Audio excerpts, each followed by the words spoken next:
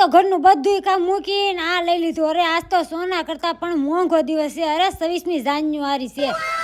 અને હા જો ઘાસ બટન કરાવી આવીશું. છોકરા હાટું ટકટકિયા લઈ આવી પણ છોકરાઓએ ગાયબ કરી દીધા. અરે જો આ ટકટકિયા કહેવાય નંબરિયા પડે આમાં. અને પછી ખુશીબેન કહેતા હતા હાલ મમ્મી અમે ઝંડો લહેરાવી લેવી. અરે મારે ને ખુશીને ઝંડો લહેરાવાનો બાકી રહી ગયો. તો મેં તો એકલે ફેરવી નાખ્યો ઝંડો. પણ ખુશીબેન કે બાકી રહી ગયો. સોના જેવો દિવસ મમ્મી ભૂલાય નહીં.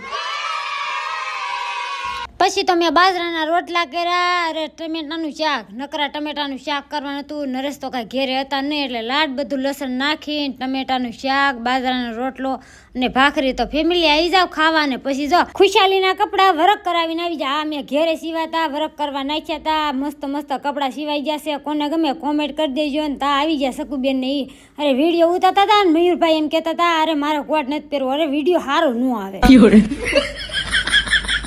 શકુબેન કહેતા હતા સા નથી બનાવો પછી ઊંઘ નહીં આવે. મેં કીધું કાંઈ વાંધો નહીં આપણે દૂધ બનાવી નાખી. મહેમાનને એમને ન જવા દે. અમે જાવીએ એટલે શકુબેન સા બનાવે છે એટલે અમારે બનાવવું પડે.